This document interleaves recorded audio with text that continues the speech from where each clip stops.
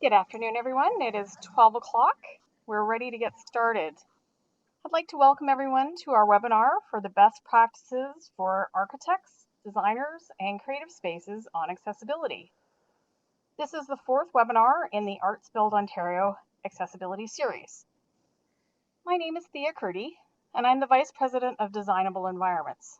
We are currently working with ArtsBuild Ontario as consultants on both this webinar series and the creation of a new toolkit to support accessibility in creative spaces. We are delighted today to have Amy Poirier, Accessibility and Building Code Consultant at Gensler, and Corey Timson, Principal at Corey Timson Design, Inc., as our guests joining us for our feature presentations.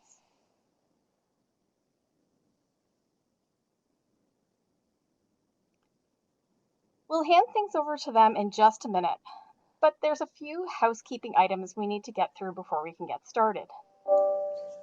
Please be aware that you can hear us, but we can't hear you. Your microphones have been disabled for this webinar, but we hope you can hear us through your speakers or headphones.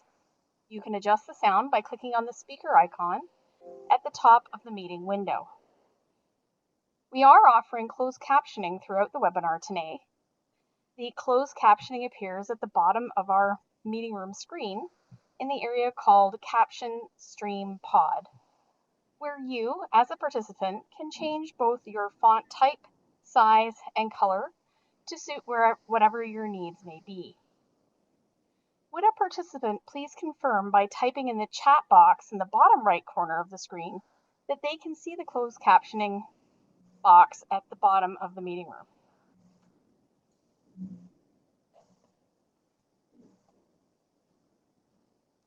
Thank you so much. Just so you know, a record of the closed captioning will be sent to participants following the webinar and will also be made available on our website. So 3 last things before we get started. The first being we will be recording the entire session, and a link will be emailed to you and everyone in the webinar following this session. Number 2, also very important, we will be emailing you a quick survey after the webinar. We're going to be asking you to please complete the survey so that ArtsBuild Ontario can continue to improve their learning series for creative spaces. And 3, lastly, we will provide approximately 10 minutes at the end of the session to answer your questions. Please use the chat box in the bottom right to type in your questions, and we will get to as many as possible. Unfortunately, that chat box function on the bottom right of your screen is not accessible to screen readers. So if the chat box is not working for you and you have a question, please email them instead to erin@artsbuildontario.ca. That's ERIN, the @ symbol, ArtsBuildOntario.ca. And we'll ask them during the question and answer period.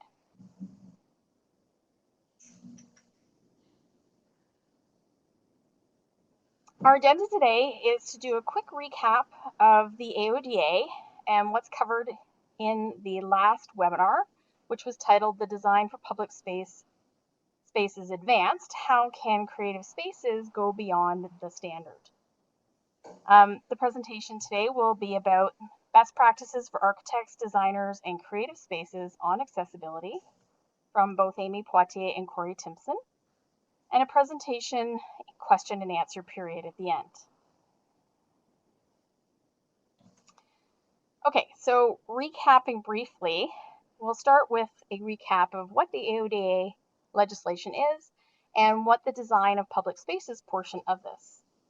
So in our first part of the webinar series, you can see that information in detail where we talked about the question of what exactly is a disability. That people with disabilities are really the minority of everyone, and everyone either currently has a disability or knows someone with a disability or will themselves has a disability as they age. We are all an illness, accident, or aging away from having our abilities change. Also in the first seminar, we reviewed understanding the Accessibility for Ontarians and Disabilities Act, which is also referred to as the AODA, and how the goal of the legislation was to make Ontario accessible by 2025. The principles of how to achieve this are based on approaching people with equality in mind, dignity, and respect. The legislation covers, under the Integrated Accessibility Standard, 5 different pieces of legislation. The customer service, information and communication, employment, transportation, and the design of public spaces.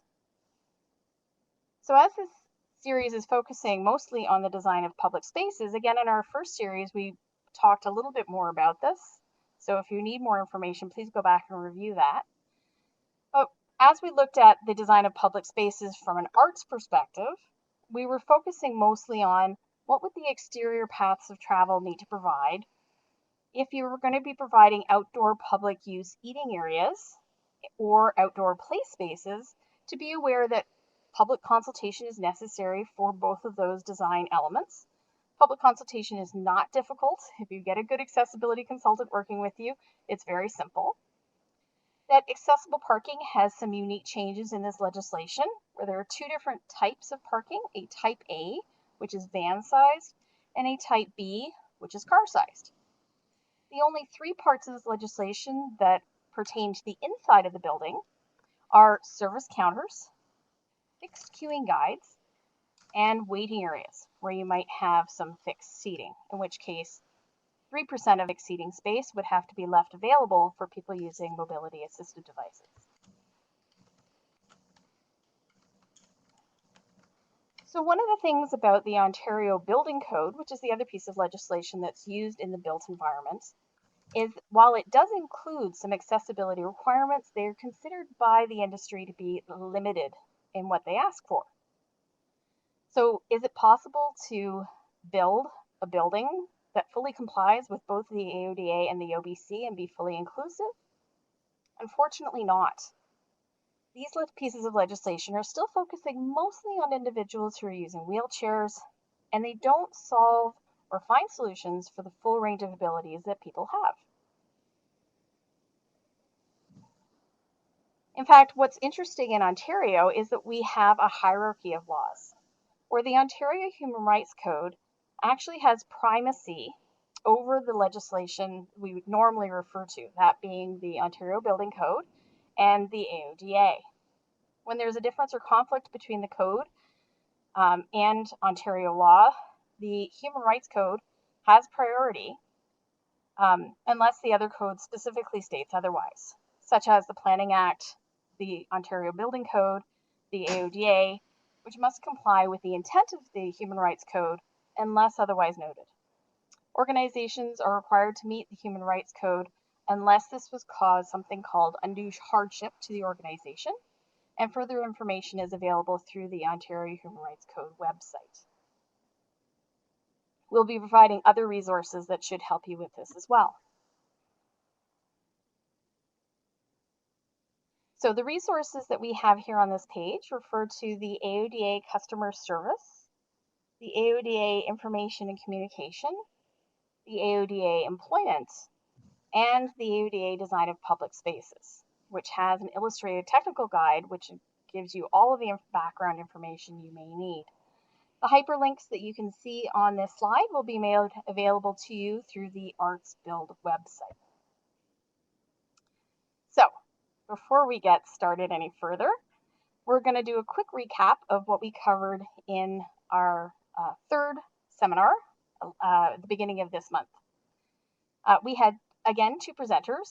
The first presenter was Lorene Kazia from Human Space. She's the Accessibility and Wellness Practice Lead. And her presentation was about designing creative spaces. She gave us an excellent presentation full of stunning graphics and some really important ideas. We were particularly interested in her comments about consulting with people with disabilities, as they have the lived experience which is so valuable to good design solutions. She also emphasized while we know much about what makes good inclusive design, that the definition is evolving and improving all of the time. Lorene also reviewed both the importance of functional programming, which is where the space planning for accessibility happens, and making sure budgets include accessibility requirements. Our second presenter for session 3 was David Hollins, who was talking about designing for public spaces advanced. How can creative spaces go beyond the standard? David Hollins is the head of creative at the Royal Ontario Museum. So his focus was on how the ROM has been working to create inclusive spaces for its visitors.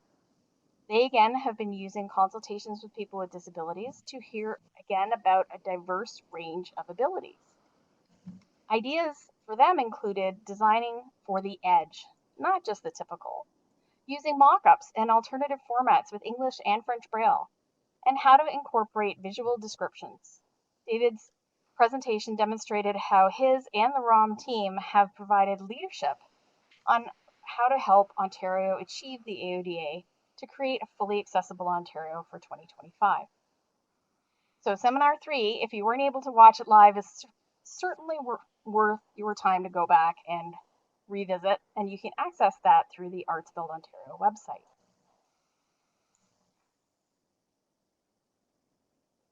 If you have any questions about the AODA or the Design of Public Spaces standard, you're welcome to contact the Ministry for Seniors and Accessibility.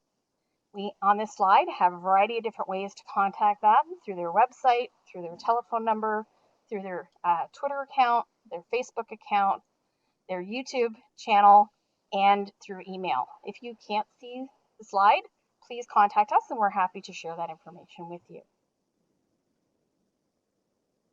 So, I will now turn to our amazing presenters for our 4th webinar today. I'll start by introducing you to Amy Poirier. Amy is an interior designer by education. She has always been interested in the technical parameters of design, diving right into the technical side of design and becoming a building code consultant.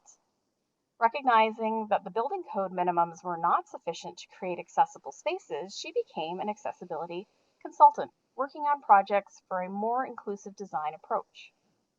She has since combined her love of building codes with her passion for universal design as the practice area lead for health and wellness at Gensler's Toronto office, imbuing her passion for code compliance and accessibility advocacy in projects across Canada.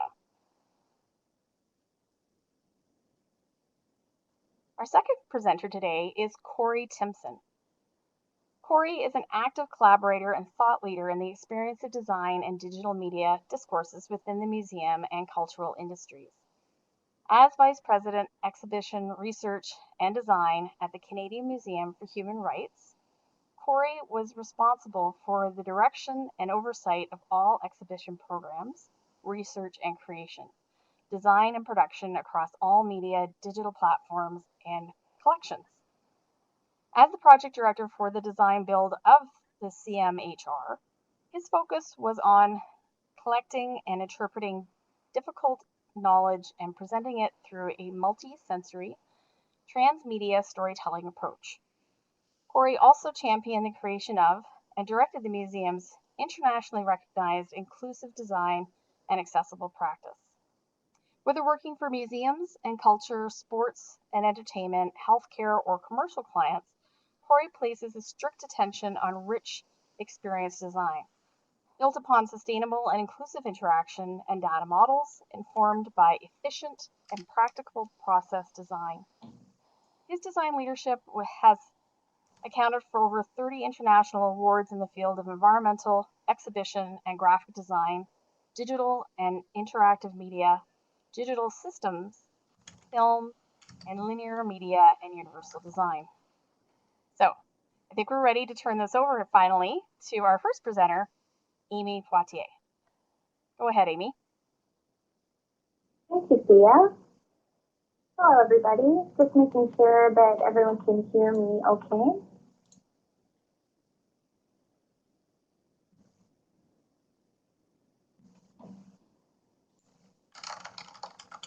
I'm seeing a few people are starting to type. If you have any problems hearing me, please, I'm a little bit muffled, I see. Okay, I'll try my best to speak clearly.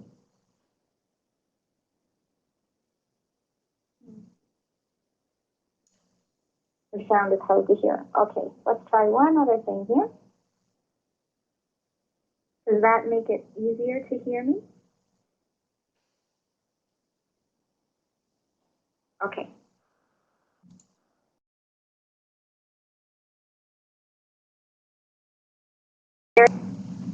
Okay, thank you everybody.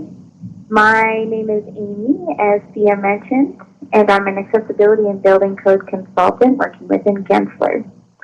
My work consists of providing consultation and recommendation to adhere to code requirements, but also to identify opportunities for improving access that are outside of legislative requirements. To support our design teams across Canada at Gensler, I work with building owners, building users, accessibility advisory committees, and municipal representatives to create more inclusive environments that still meet fire and life safety requirements within our building code framework. First of all, I really want to recognize that an organization with an accessibility advisory committee, or one that has access to a local accessibility advisory committee, is always going to be one step ahead of an organization that doesn't. Having an accessibility advisory committee gives you direct feedback and connection with the people you are hoping to attract to your organization. They'll also provide you with important information on what works and what does not work if you have an existing facility. As an interior designer, I am always very glad to connect with an accessibility advisory committee that can help me deliver the best project to a community. So this presentation, I would like to address some ways to empower and have the accessibility advisory committee, or I'm going to call them AAC from now on, collaborate with the design team. There are 4 important components of any design project, and in each component there is great value in integration with the AAC. I will be walking through how an AAC's role can be included in each stage, from creating the proposal to going through the design process and even in construction. Finally, I always advocate for lessons learned in every and any project. The request for proposal, or RFP, is traditionally the first document that a design team will see from the client. It will outline the project and what kind of design services are anticipated. The RFP sets the tone and the framework for engagement with the client and provides requirements on how the design team is to respond to the requirements. Note that it is not the responsibility of the Accessibility Advisory Committee to know the legislative requirements relating to design and construction for accessibility, but it is of value for the AAC to become familiar with the requirements that the design team will have to comply with.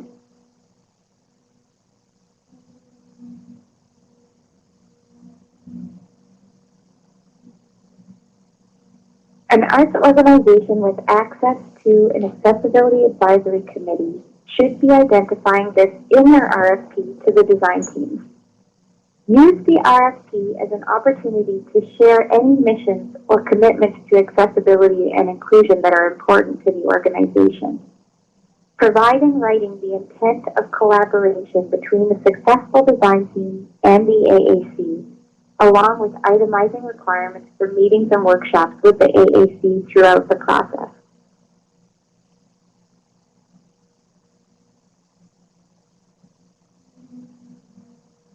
The next piece is documentation. Provide references gathered from the AAC or from organizations such as ArtsBuild to use in the design of the project. Architects and designers appreciate strong guidelines that can be used to ensure a higher level of accessibility is achieved. A great example of an organization that does this well is the University of Toronto Scarborough campus, where they not only share guidelines that they want to be used in the delivery of projects, but they also list products that they want utilized in particular solutions. and they itemize what has been done successfully in other projects on the campus. It's great when an organization can tell you, this is the power door operator we want to use because it's on the main entrance door and it works well.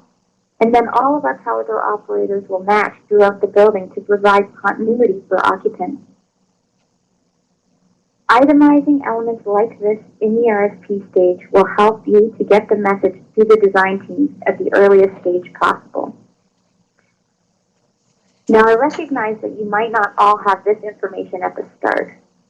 You could note in the RFP that you want a first meeting with the design team to discuss the strategy on what guidelines and design solutions for accessibility will be integrated into the project in advance as part of a visioning session.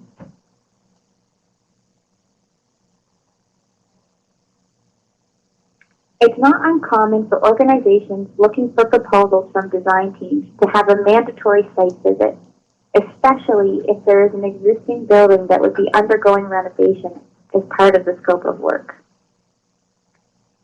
Take the site tour as an opportunity to reiterate your organization's commitments to accessibility by either having individuals from the AAC tour the site with the design teams and pointing out elements that do not currently work, or that you would like addressed as part of the renovation. Organizations that take this approach will be demonstrating to design teams that the AAC is a key player in the design project and are to be considered as important as the client themselves.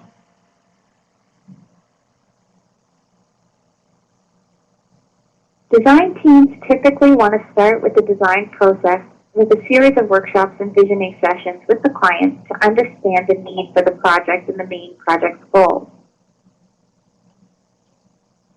You could include an accessibility workshop right in the schematic design as soon as the design team has started blocking out uses before they go too far in the design process. Have the AAC present to the design team and then vice versa to share perspectives. Ask the design team to identify any conflicts between what arose in other workshops and visioning sessions within the organization. For example, a facilities manager may feel that an existing raised ticket booth should remain raised because it gives the ticket agent an opportunity to see the line of people waiting for tickets. However, this would limit the organization's ability to have ticket agents that aren't able to navigate a stepped entry to the booth. If a ramp to the ticket booth cannot be provided due to space constraints, the client should be made aware and the decision on how to proceed should be tracked with the client and shared with the AAC.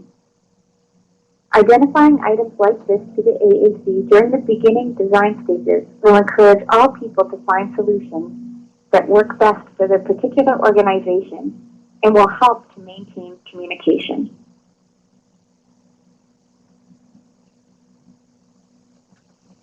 AACs may not always be able to identify dimensional requirements that should be provided within a project, but providing dimensions to design teams is really critical in the development of the project.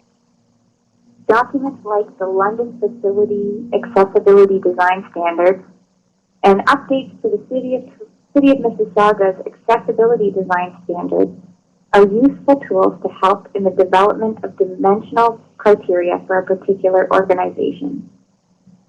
There are two fantastic research documents completed through the Inclusive Design and Environmental Access Center in Buffalo, New York, in collaboration with Toronto Rehab Institute, that are very valuable in establishing clearances that meet the needs of people using mobility devices in North America. The Turning Spaces for Wheeled Mobility study confirms that to accommodate 95% of people using mobility devices in North America, the appropriate turning circle would be 2,500 millimeters or 8'3" diameter. This is significant due to the fact that most current building codes only require a 5' or 1,500 millimeter turning circle. The second research document is regarding clear floor space required for the majority of wheeled mobility devices in North America, proving that the clear floor space of 890 by 1,500 mil or 3 foot by 5 feet should be utilized. Having reliable research completed in North America will help inform of dimensions where AAC's recognized building code is insufficient, but are not sure which numbers exactly should be utilized. Falling back on reputable research and accessibility guidelines is always a good approach.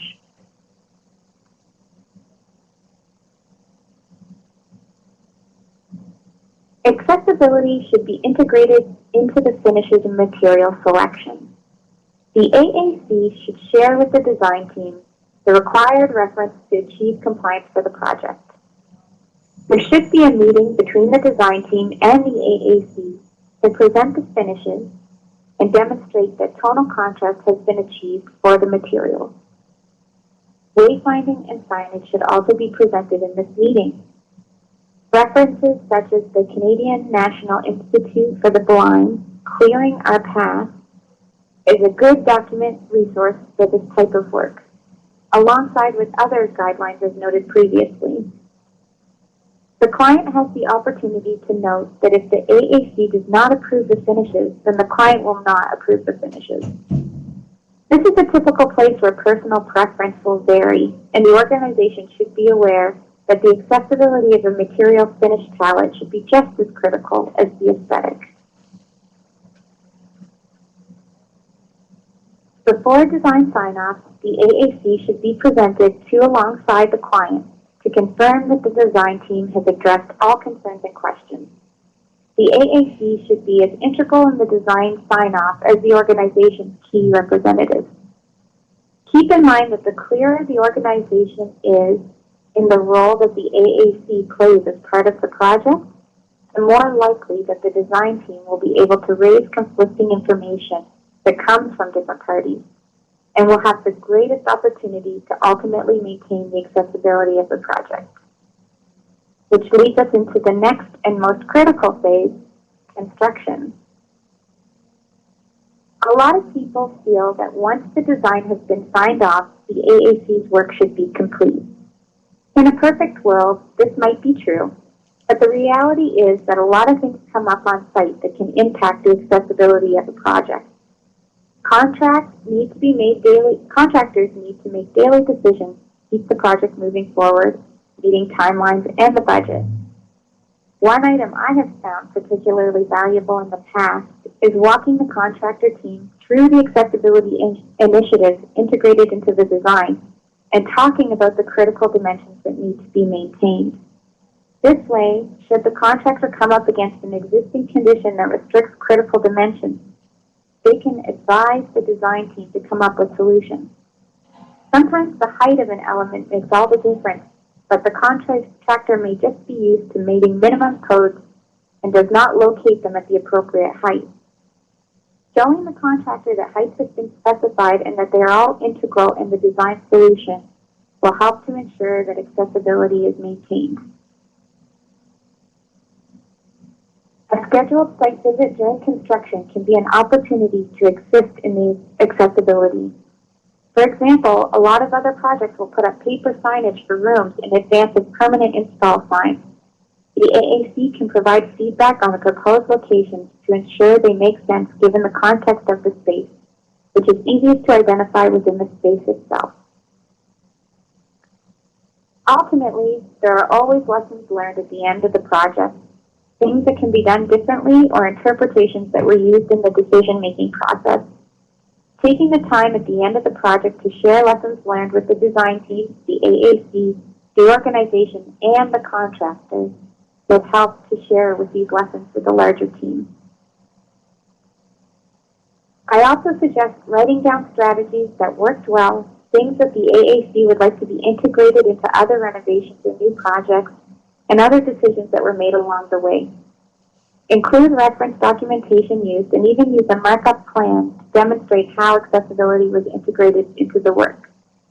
This will assist in future work and also enable the organization to speak how accessibility is designed into the built environment.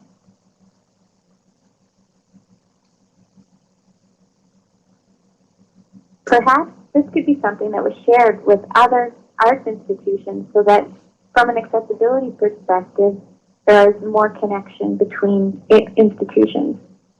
Connecting with other institutions will allow for information sharing and support, along with providing a network of resources for more inclusive design of arts organizations. When a new project is delivered, there's typically a lot of press about beautiful new space, and when accessibility and inclusivity is done right, it should blend in and be part of the beauty. However, that doesn't mean we shouldn't identify how the project addressed accessibility. Everybody should be part of the discussion that promotes inclusion and accessibility, just as beautiful, if not more beautiful, than other projects where it might not have been the focus.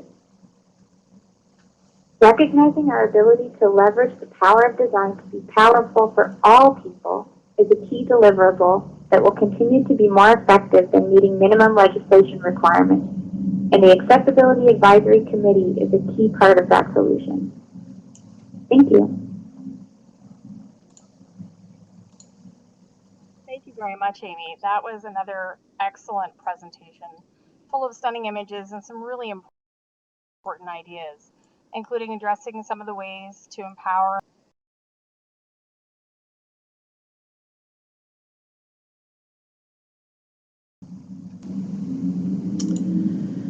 All right, it looks like we just lost Thea there, unfortunately, everyone.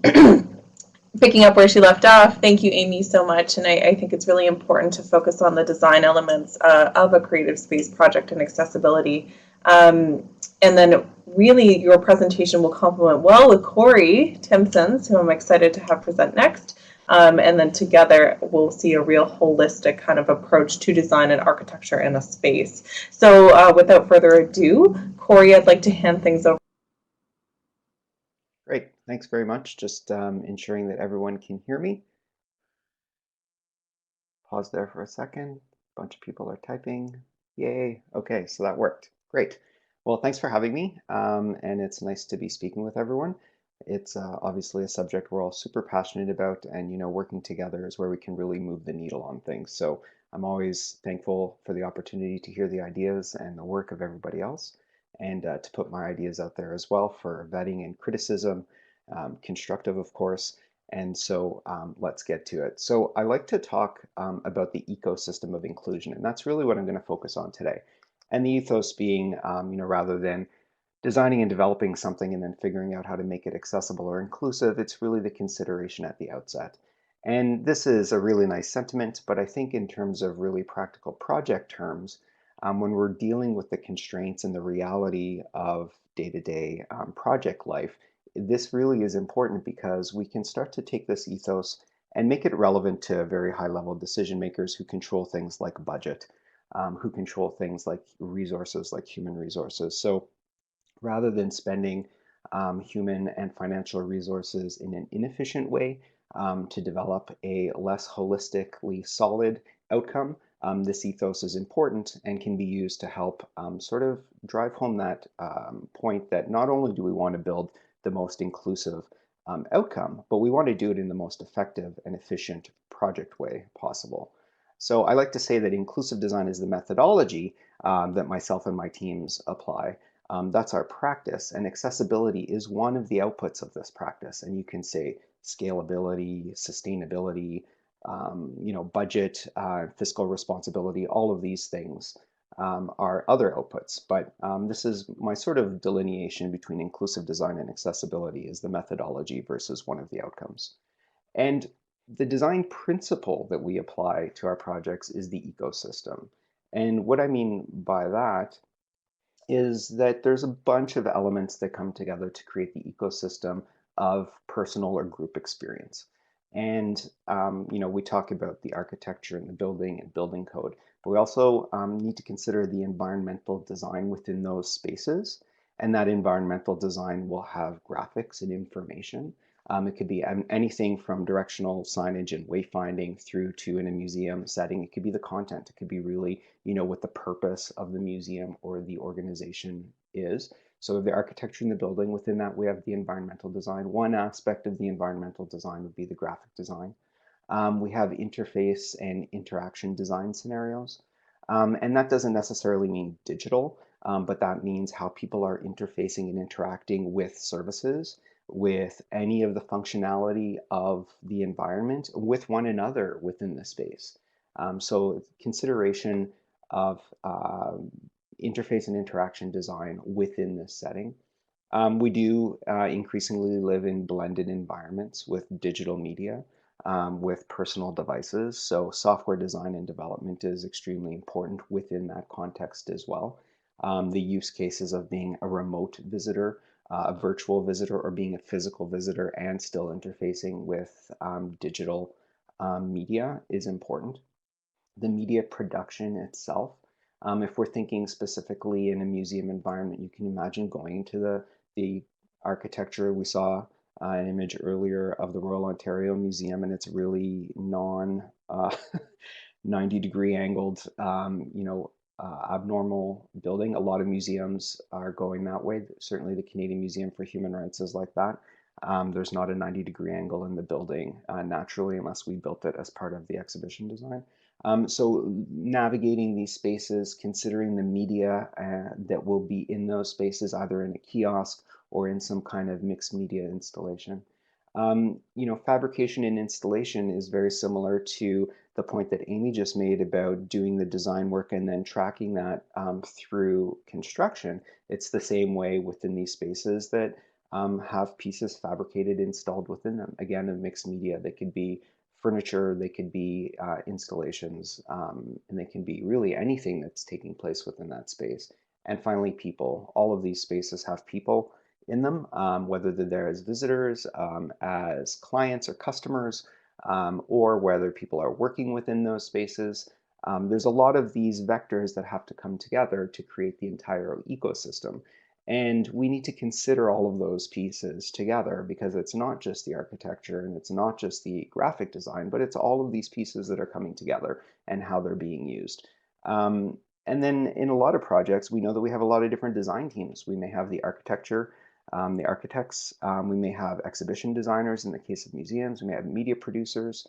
They may not be the same people. They're likely not the same companies. They all have their specialization. And in order to ensure proper inclusion and therefore accessibility, we really need to think about all of these variables, how they come together, how we consider one in relation to the other, and know that there's going to be a bunch of different people working on this stuff, and how do we ensure that the sum of all of those parts equals something that's accessible. This is a photo of the largest gallery at the Canadian Museum for Human Rights. So it is about 700 square meters. It's about, that's like under 8,000 square feet. And it's, about 4 stories tall. And basically what you have in this space is a couple of ramps that crisscross through the galleries above, but you have 2 stories worth of, 8-foot by 8-foot graphics. And then around the perimeter of this gallery, you have 19-story alcoves. And so these are little mixed media installations, 8 feet by 8 feet by 8 feet square, and they each present a different story. In the center of the gallery, you have a full motion, sort of motion tracking game. So you can roll into the space or walk into the space. It's a game with motion tracking and light projection. And audio cues. But basically, what I want to highlight in this gallery is that you have a real multiplicity of stories. So looking at the left, we have an installation on Japanese forced relocation during World War II, and then we have a story on the history of women's rights in Canada, and then a story on immigration, and then followed by a story on murdered and missing Indigenous women, and a story on labor rights and the history of the vote in Canada, et cetera, so on. So a lot of diversity in terms of the stories that are being told. Graphically, when we look at this space, just visually, it looks quite creative. There's no sort of consistency or conformity. Each installation has a different look and feel. There's a bunch of sound in this place, so just as diverse as the graphic design is, so too is the audio design and that landscape. And maybe I'll skip to the next slide because this is another view of the same space. So I'm in using this space, I use this space a lot when I think about the ecosystem of design and all of those pieces coming together. And we'll come back to this image in a second.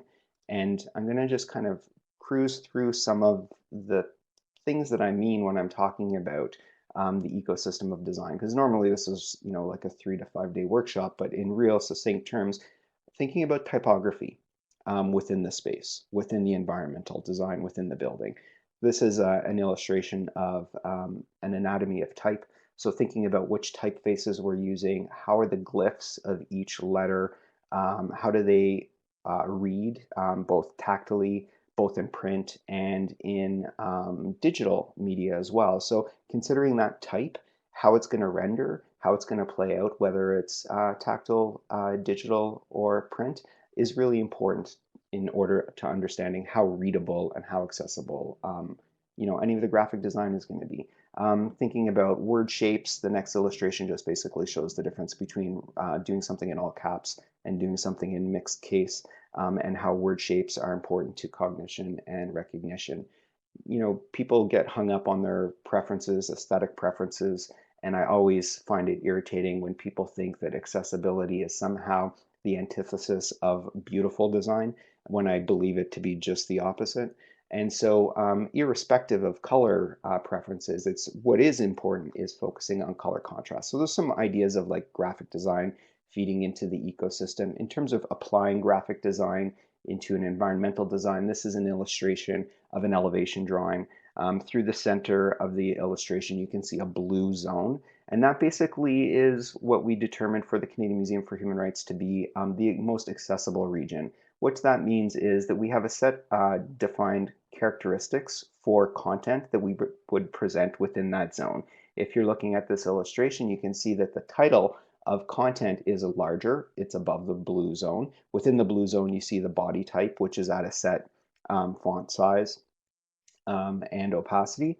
And if we were to go further on, you might see a caption that would be at a smaller size. So we're creating clear visual hierarchies of information that allow people to scan across a space and see the title and determine whether they want to dive deeper. But if they do want to dive deeper, we want to make that heaviest piece of the content be as predictably accessible as it can be from both standing and seated positions. So defining a zone like this within the 3D space, within the environmental design, allows us to apply that graphic design in a way that we're looking for consistent outcomes. Same with reading distances, so size of type to distance of visitor, and that's what this next illustration shows from standing and seated position as well. So maybe I'll go back a bit. If you're imagining in an exhibition, in a museum or an art gallery, some of the content can be pretty high up the wall. Well, that means that it should probably be larger and larger if we expect people to be able to read it. So that's kind of not just for horizontal, but for vertical application as well. Thinking about digital media, there's a lot that's done these days in terms of interface design and layout of digital screens, but these screens often exist in a physical location, in a physical environment. So this is an illustration that shows prerequisites to designing a digital interface within a physical place.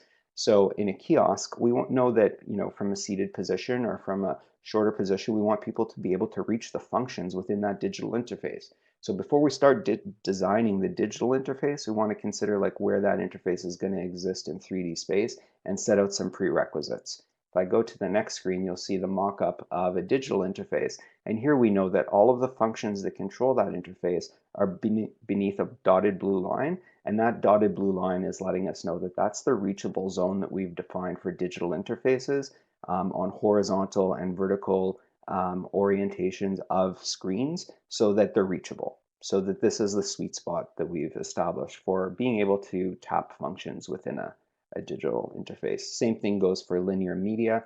This is an illustration where we have in a theater, and we want to know how big is the picture to the distance of people sitting in the theater or standing, what is the size of the ASL or LSQ interpreter, and what is the size and contrast of the subtitles or captions that are going to be, not subtitles, but captions that are going to be on screen.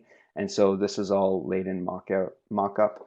And then same thing on a personal kiosk. And if we continue scrolling forward, we can start to see the ecosystem coming together in this photo. So we have a built environment, we have furniture that's at our height and angle that we've determined to reduce reflection and glare from the lighting overhead. a visitor is in a chair at the kiosk about to play a video, and you can see that there's captions. His arm is obscuring the fact that there's an ASL interpreter on the right-hand side.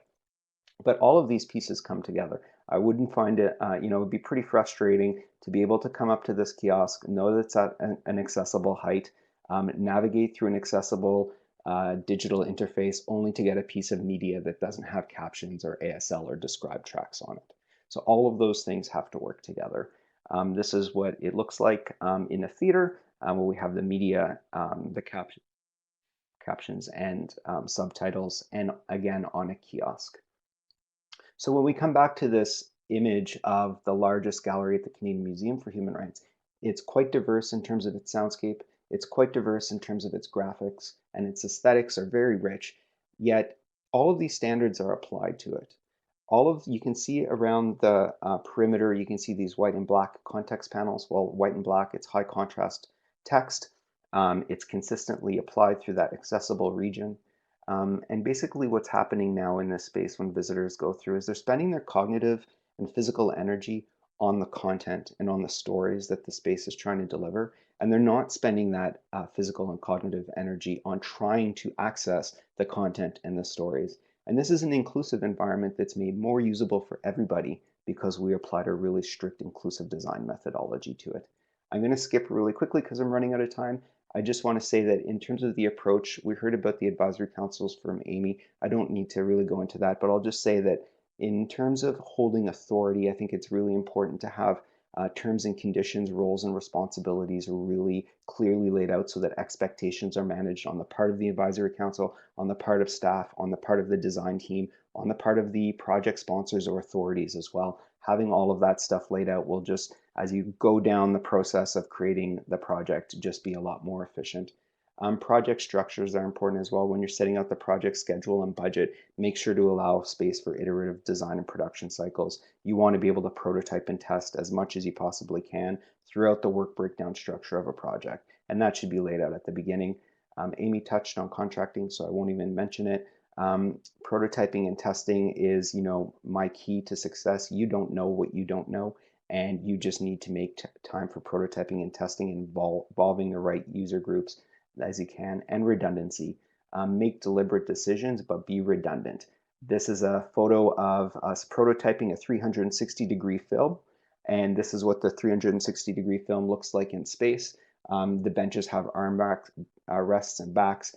There's audio jacks for plugging in your headphones for the descriptive tracking. You get headphones from the museum.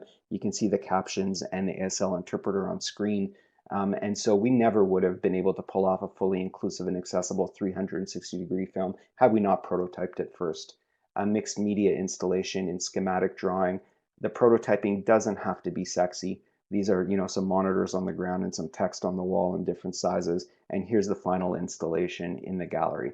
But again, prototyping and testing is critical. Size doesn't really matter all the time as well. This is a prototype of 1/3 of this presentation. It's a 27-meter wide mixed media installation.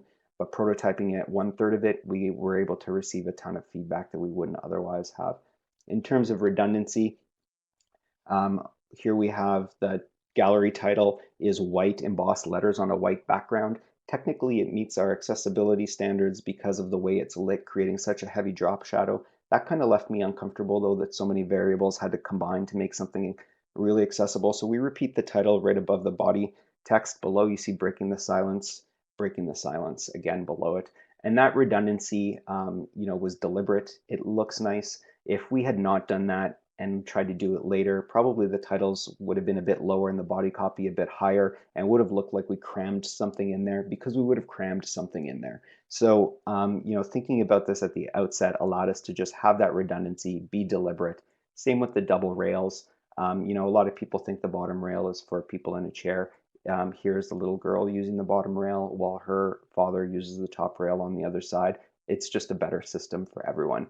And I'm going to leave these slides here. I talk a little bit about innovation, and not that these two innovation points are the most innovative things in the world, but the idea is it's all existing technology that we're able to apply to our use cases to create a tactile keypad and a Bluetooth-enabled hotspot that can read out content that otherwise can't be seen, such as the artifact in a case. It can be described if it can't be seen, and based on the location. And this is all technology that exists. So I feel like my last point I want to make is there are guidelines and standards, but the idea of an advisory group, prototyping and testing, of thinking of the entire ecosystem really leads us to a point of the standards are important. The applications of the standards are just as important. And yeah, I'll leave one final comment between reinforcing the accessibility versus inclusion. This is the Greensboro counter installation at the National Museum, African American Museum of History and Culture, Smithsonian in Washington, D.C. This is an installation on segregation, the 4 boys who sat at the Greensboro counter during the civil rights movement and wouldn't leave. It's an amazing installation. It's a super powerful story. This is an installation on segregation. It's totally accessible, but if you're in a wheelchair, use that lower section down at the right-hand side, left-hand side of the image. So, you learn a great story by visiting this installation about how powerful the civil rights movement was, the bravery of these 4 boys. And you also learn that if you're in a wheelchair, you can go use the piece at the end. It's totally accessible. It's not inclusive, and yet it's an installation on segregation. So maybe I'll just kind of leave that there and say thank you. Thank you very much, Corey. That was another amazing presentation. It's fantastic to hear how many facilities, including the ones that you have mentioned here in this presentation, are making spaces more accessible for people with disabilities. I really love that you talked about the ethos and ecosystem of design and how that relates to the whole process, and how we're ensuring the sum of all the parts equals something that actually is inclusive and accessible. Looking at the largest gallery at the Canadian Museum for Human Rights and visiting that again and again and showing us different ways that you considered accessibility, I think was very informative.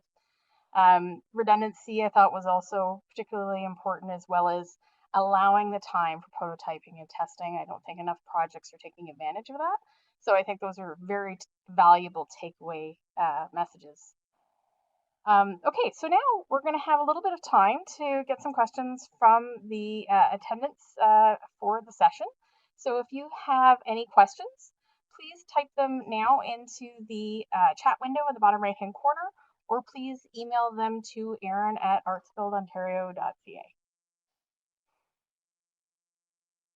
So we're just waiting for people to type in some messages.